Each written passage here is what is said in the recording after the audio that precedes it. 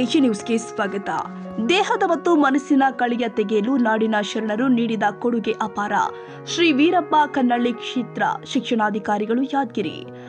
Don Bosco ಸಮಾಜ ಸೇವಾ ಕೇಂದ್ರ, ಮೈಂಡ್ಸ್ ಯೋಜನೆ ಯಾದಗಿರಿ, ಬ್ರೇಡ್ಸ್ ಸಂಸ್ಥೆ ಬೆಂಗಳೂರು ಹಾಗೂ ಶಾಲಾ ಶಿಕ್ಷಣ ಸಾಕ್ಷರತೆ ಇಲಾಖೆ ಯಾದಗಿರಿ ಇವರ ಸಹಯೋಗದಲ್ಲಿ ದಿನಾಂಕ 7/3/2026 ನಡೆದ ಮಕ್ಕಳ ಮಾನಸಿಕ ಆರೋಗ್ಯ ಸುಧಾರಣೆ 4ನೇ ಕಾರ್ಯಾಗಾರಕ್ಕೆ ಮುಖ್ಯ ಅತಿಥಿಗಳಾಗಿ ಆಗಮಿಸಿ ಆರೋಗ್ಯವಾದ ದೇಹದಲ್ಲಿ ಸದೃಢವಾದ ಮನಸ್ಸು ಇರುತ್ತೆ.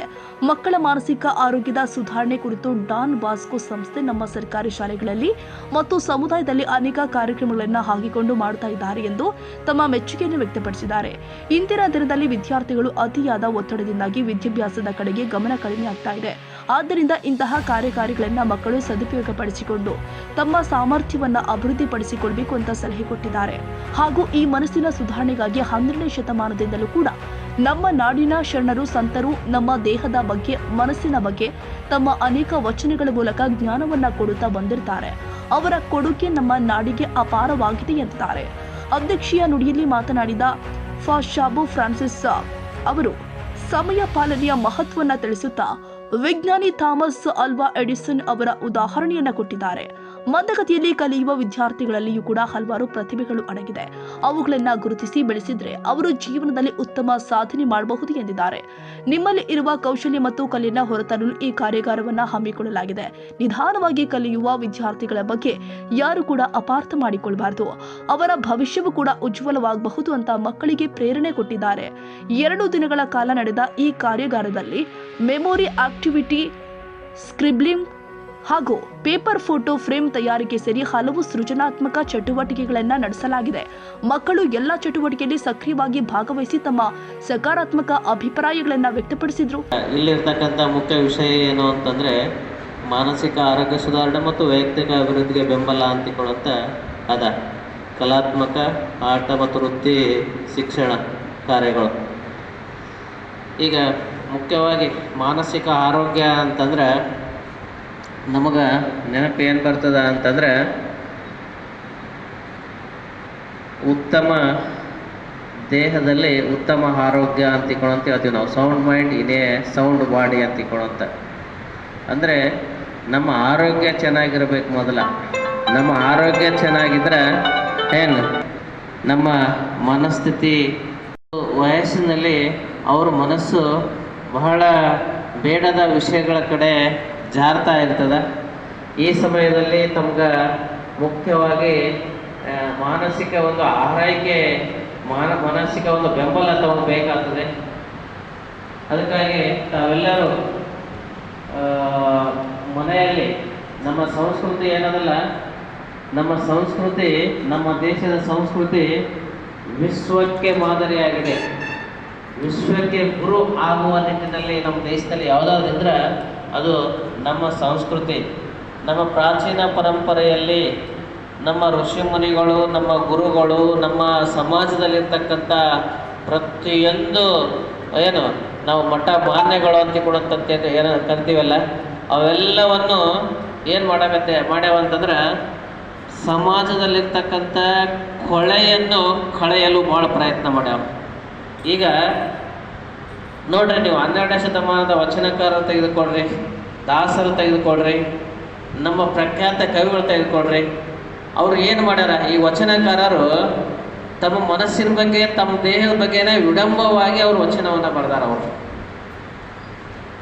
ಈಗ ವಿಶ್ವದಲ್ಲಿ ನಾವು ಬೇರೆಯವರು ತಿದ್ದೋದಕ್ಕಿಂತ ನಮ್ಮನ್ನು ನಾವು ತಿದ್ಕೋಬೇಕು. ನಮ್ಮಲ್ಲಿ ಏನದಲ್ಲ ಅದನ್ನು ನಾವು ತಿದ್ದುಕೊಂಡ್ವಿ ಅಂತಂದರೆ ಆಟೋಮೆಟಿಕ್ ಆಗಿ ನಮ್ಮನ್ನು ನೋಡಿ ಇನ್ನೊಬ್ಬರು ಕಲಿತಾರ.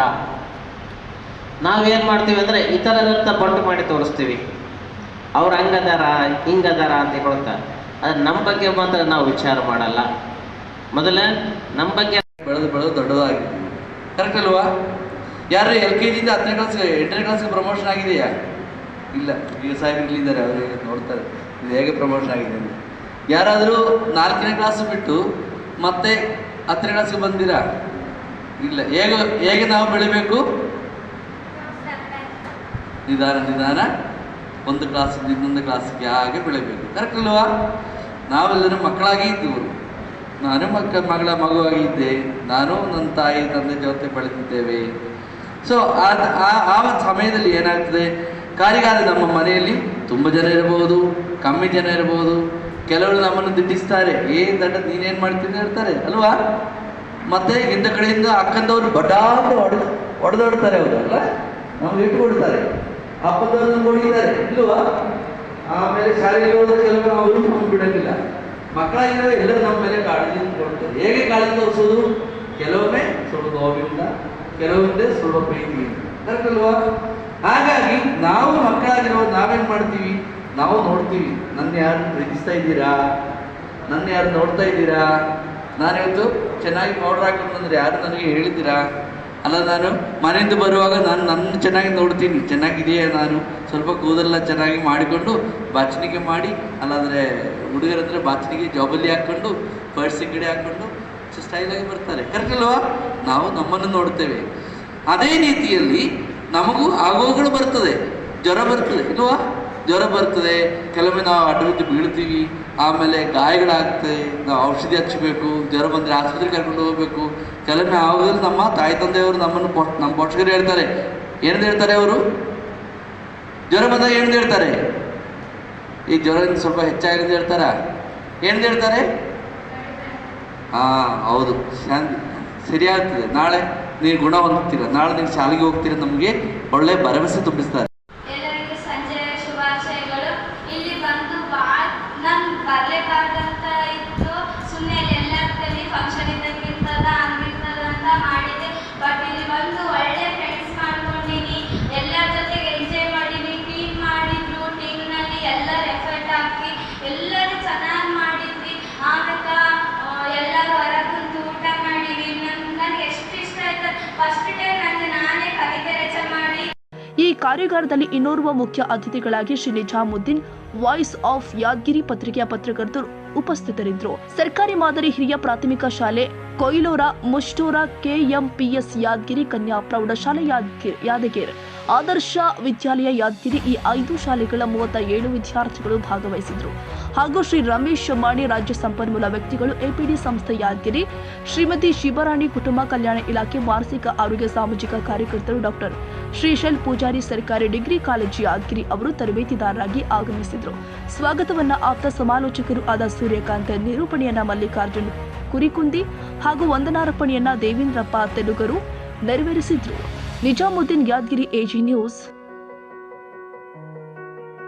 ಕನ್ನಡಿಗರ ಮೆಚ್ಚಿನ ನಿಮ್ಮ ಎಜೆ 24/7 ನ್ಯೂಸ್ ಕನ್ನಡ ವಾಹಿನಿ ಇದೀಗ ಟಿವಿಯಲ್ಲಿ ಲಭ್ಯ. ವೇಳೆ ನೋಟಿಸ್ ಕೊಟ್ಟಿದ್ರೆ ವಾಪಸ್ ತಗೋತೀವಿ. ಇವತ್ತು ವಕ್ಫ್ ಪ್ರಾಪರ್ಟಿ ಅಂತೇಳಿ ಬರ್ತದೆ ಅಂತ ಹೇಳಿದ್ರೆ ರೈತರ ಬೀದಿಗೆ ಬದಲು ಏನ್ ಮಾಡ್ಬೇಕಾಗತ್ತೆ? ಯಾರು ವೋಟ್ ಹಾಕಲಿಲ್ಲ ಅಂದ್ರೆ ಗ್ಯಾರಂಟಿನೆಲ್ಲ ಸ್ಟಾಪ್ ಮಾಡ್ಬಿಡ್ತೀವಿ.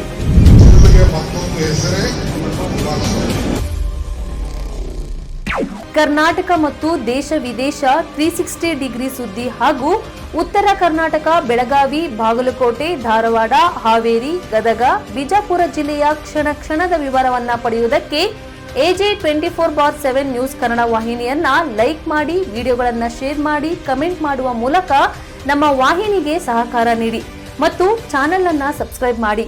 ಧನ್ಯವಾದಗಳು.